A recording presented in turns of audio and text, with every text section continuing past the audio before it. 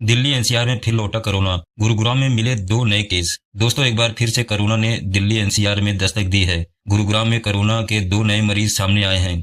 मैं आपको बता दूं कि दोनों को फिलहाल आइसोलेशन में रखा गया है और उनकी हालत स्थिर बताई जा रही है। स्वास्थ्य विभाग सतर्क हो गया है और कॉन्टेक्ट ट्रेसिंग का काम भी शुरू हो चुका है। हालांकि घबराने की जरूरत नहीं है, लेकिन सावधानी जरूरी है। मास्क पहने, भीड़ भाड़ से बचे और हाथ धोते रहें। राहुल गांधी का सवाल, ट्रंप को भारत पाक के बीच मध्यस्थता का अधिकार किसने दिया? दोस्तों कांग्रेस नेता राहुल गांधी ने एक बार फिर मोदी सरकार पर निशाना साधा है। उन्होंने पूछा कि आखिर अमेरिकी राष्ट्रपति डोनाल्ड ट्रंप को भारत और पाकिस्तान के बीच मध्यस्थता करने के लिए किसने कहा? राहुल गांधी का यह बयान ट्रंप के बार बार किए गए दावों के बाद सामने आया है, जिससे मोदी सरकार की चुप्पी पर भी सवाल खड़े हो रहे हैं।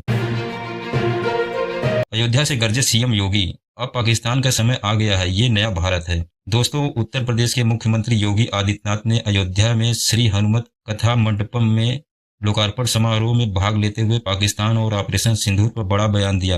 उन्होंने कहा, अब पाकिस्तान का समय पूरा हो गया है, ये नया भारत है जो छेड़ता नहीं लेकिन छोड़ता भी नहीं।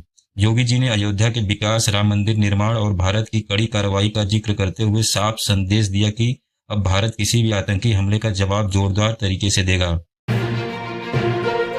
पाकिस्तान पर गरजे पीएम मोदी, अब सिर्फ पीओके की बात हो गई, सिंदूर मिटाने वालों को मिट्टी में मिलाया। दोस्तों ऑपरेशन सिंदूर की कामयाबी के बाद प्रधानमंत्री नरेंद्र मोदी ने पहली जनसभा में पाकिस्तान को खुली चेतावनी दी। उन्होंने कहा कि अगर पाकिस्तान अब भी नहीं सुधरा तो अंजाम बेहद बुरा होगा। पाइप पाइप को मोहताज होगा, बूंद बूंद पानी को तरसेगा। पीएम मोदी ने साफ कहा, अब न ट्रेड होगा न टॉक, अगर बात होगी तो पीओके पर। उन्होंने बताया कि अब भारत घर में नहीं सीने पर वार करता है। मोदी की इस हुंकार से पाकिस्तान सहम गया है।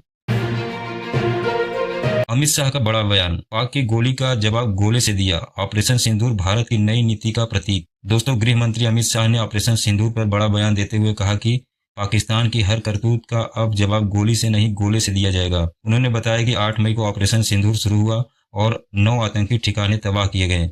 शाह ने कहा कि भारत ने सिर्फ आतंकियों को निशाना बनाया, न सेना के अड्डे छुए न एयरबेस, लेकिन जब दुश्मन ने हमारे सिविलियंस और आर्मी बेस पर हमला करने की कोशिश की तो हमारी सेना ने जवाबी हमला कर दुश्मन की हेकड़ी निकाल दी।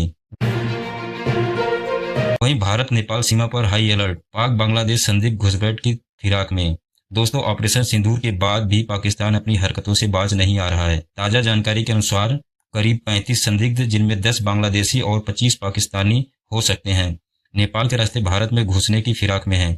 ये सभी यूपी के बहराइच जिले की खुली सीमा में प्रवेश करना चाहते हैं। एसएसबी ने बॉर्डर पर सख्त चेकिंग शुरू कर दी है और पूरे इलाके को हाई अलर्ट पर रखा गया है।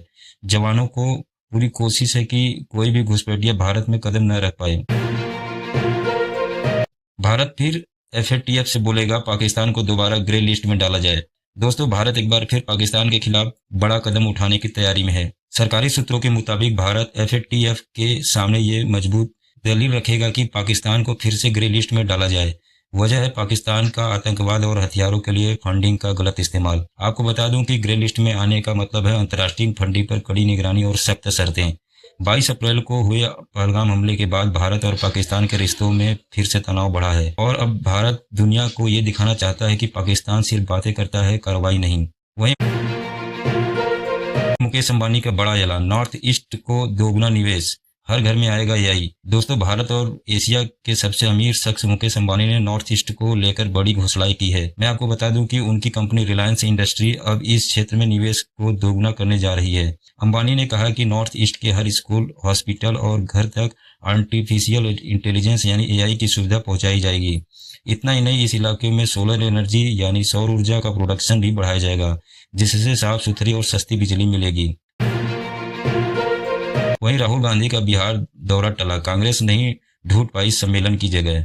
दोस्तों मैं आपको बता दूं कि कांग्रेस नेता राहुल गांधी का 27 मई को होने वाला बिहार दौरा अब टाल दिया गया है। उन्हें नालंदा में अति पिछड़ा सम्मेलन में हिस्सा लेना था, लेकिन कांग्रेस अभी तक कार्यक्रम के लिए जगह ही नहीं तय कर पाई है। जैसे जैसे तारीख नजदीक आई, कांग्रेस के हाथ पांव फूलने लगे। महज 4 दिन बचे हैं और आयोजन स्थल तय नहीं हो पाया। ऐसे में बिहार कांग्रेस ने फिलहाल सम्मेलन स्थगित कर दिया और राहुल गांधी का दौरा भी रद्द करना पड़ा। कैरेंस क्लेविस लॉन्च, शानदार लुक और सेफ्टी फीचर्स के साथ। दोस्तों मैं आपको बता दूं कि साउथ कोरियन कंपनी किया ने भारत में अपनी नई एमपीवी किया कैरेंस क्लेविस लॉन्च कर दी है। इसकी शुरुआती कीमत 11.5 लाख रुपए रखी गई है, जो टॉप वेरिएंट में 21.5 लाख रुपए तक आती है। इस गाड़ी में एडवांस फीचर, जबरदस्त सेफ्टी टेक्नोलॉजी और प्रीमियम लुक दिया गया है।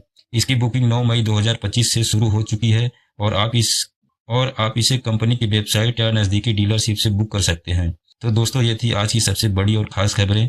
अगर आपको ये वीडियो पसंद आई हो तो लाइक जरूर करें और हाँ, अपनी राय कमेंट में देना बिल्कुल न भूलें। आपके विचार हमारे लिए बहुत कीमती हैं। ऐसे ही और सच्ची और दिलचस्प खबरों के लिए चैनल को सब्सक्राइब जरूर करें और बेल आइकन दबाएं ताकि कोई भी खबर मिस ना हो।